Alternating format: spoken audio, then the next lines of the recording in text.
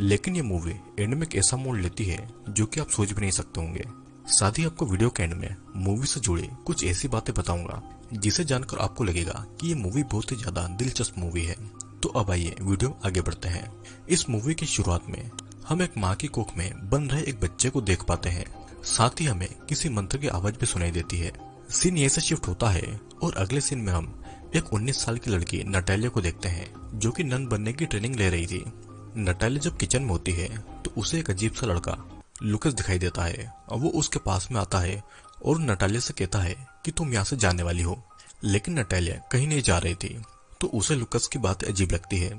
लेकिन फिर भी लुकस उसे अपना लॉकेट देता है और ये कहता है कि ये लॉकेट उसकी रक्षा करेगा। नटालिया को कुछ भी समझ नहीं आता है लेकिन फिर भी वो उस लॉकेट को अपने पास में रख लेती है। फिर अब नटालिया को चर्च की सुपीरियर नन बुलाती है और कहती है कि उन्हें ऐसी खबर मिली है कि नटालिया के घर में कुछ एक्सीडेंट हो गए हैं जिसमें उसकी माँ की मौत हो गई है और नटालिया का पूरा परिवार उसे ढूंढ रहा है क्योंकि नटालिया 2 साल पहले अपने घर से भागकर इस चर्च में आ गई थी। नटालिया अभी भी अपने घर नहीं जाना चाहती थी लेकिन सुपीरियर नन उसे कहती है कि उसे यहाँ से जाना चाहिए। अब यहाँ पर नटालिया को एकदम से कुछ होता है और उसकी आंखें सफेद हो जाती है और नटालिया वहाँ पर मौजूद ननों के पीछे एक सफेद सी रोशनी को भी देखती है।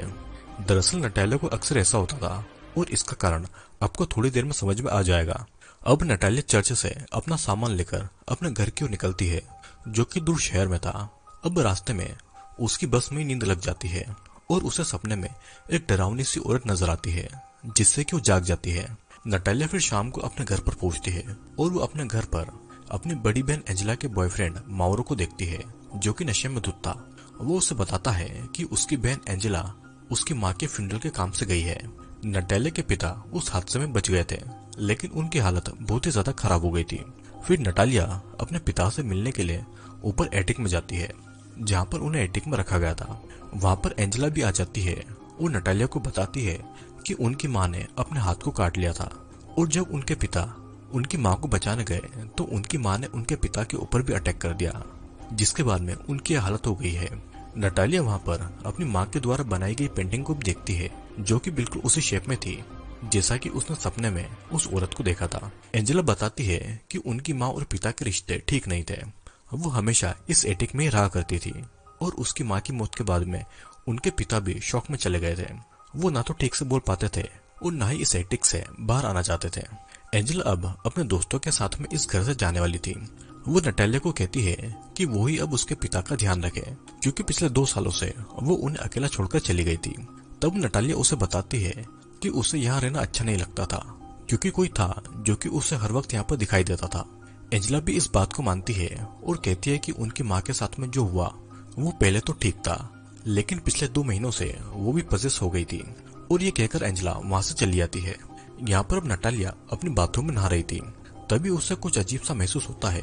अब वो अपने होशो हवास को खो देती है और एक नन होने के बावजूद भी वो अपने प्राइवेट पार्ट को टच कर रही थी। तभी उसे किसी की आवाज सुनाई पड़ती है और वो अपने होश में आती है। उसे फिर बाथरूम में बहुत सारे कीड़े दिखाई देते हैं और वो जल्दी से नहाकर बाहर आ जाती है। बाहर आने के बाद में नटालिया देखती है कि नीचे एंजेला के दोस्त बैठकर शराब पी रहे थे और पार्टी कर रहे थे। नटालिया वहां से गुजरती है तो माउरो उसे सिगरेट ऑफर करता है। एंजेला माउरो को कहती है कि वो नटालिया को तंग न करे। फिर माउरो नटालिया से पूछता है कि क्या सभी नन सच में वर्जिन होती है और क्या नटालिया भी वर्जिन है, जिसके जवाब में नटालिया उसे हाँ कहती है। सभी दोस्त नटालिया का मजाक उड़ा रहे थे और एंजेला अपने बॉयफ्रेंड को ऐसा करने से मना करती है तो इसलिए माउरो उसे धक्का दे देता है। वहाँ पर मौजूद एबेल माउरो को ऐसा करने से रोकता है लेकिन माउरो उसे भी पीटता है लेकिन एबेल उसे एक जोरदार पंच मार देता है और माउरो वहाँ से चला जाता है।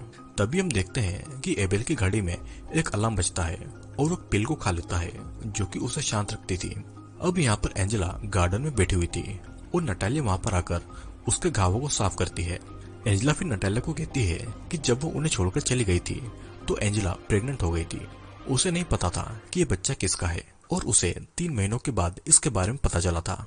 वो अकेली एक नर्स के पास में अबॉर्शन करवाने गई थी जिसका उसे बहुत ही ज्यादा दुख होता है।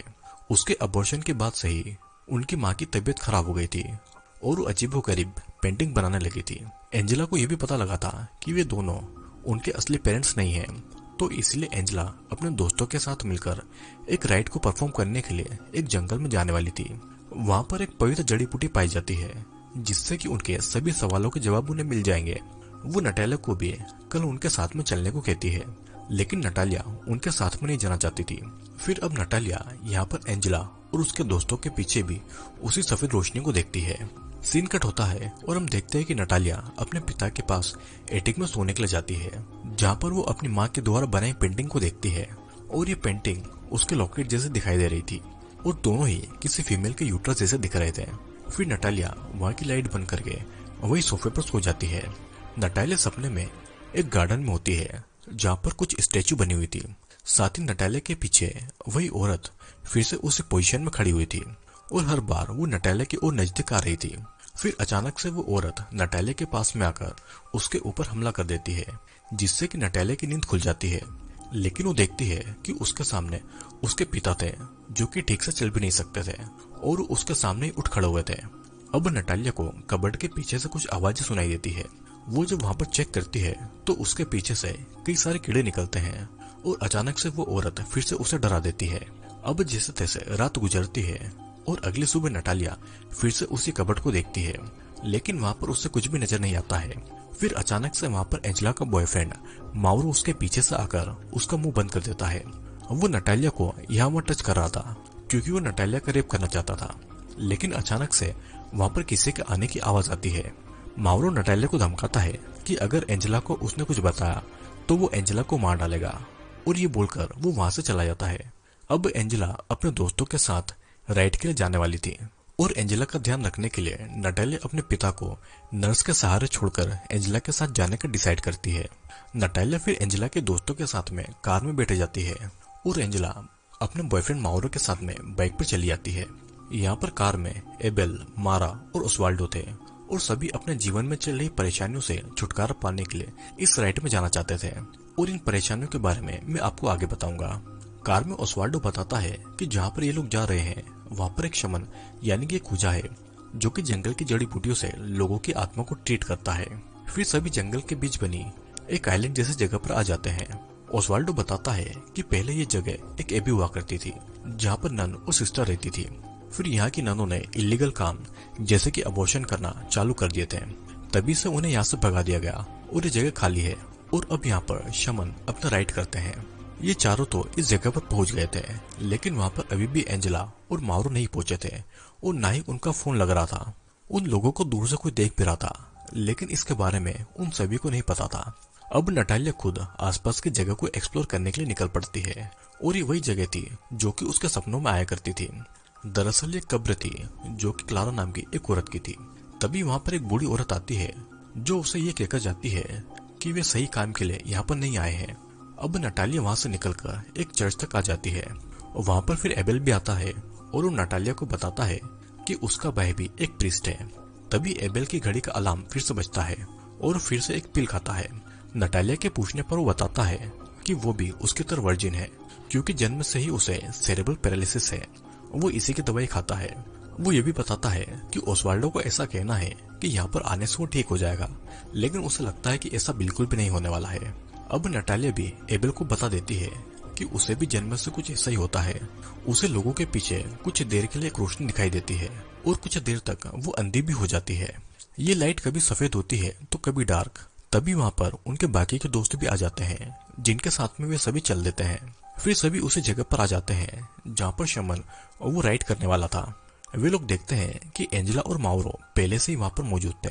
माउरो गुस्से में था क्योंकि शमन ने उसे शराब पीने से मना किया था। वो एंजेला की पिटाई भी करता है और जब सभी उसे रोकते हैं तो माउरो उन्हें चाकू दिखाकर धमकाता है और तब मारा अपने बैग से गन निकालती है और उसे वहां से जाने को कह देती है। जिसके बाद में अब सभी लोग उस खंडर में आ जाते हैं जहाँ पर शमन उन्हें राइड के लिए बुलाता है। फिर नटालिया एंजेला को अपना लॉकेट देती है जिसे वो नहीं पहनती है और तब एबेल राइड से पहले नटालिया को अपनी घड़ी पहनाता है।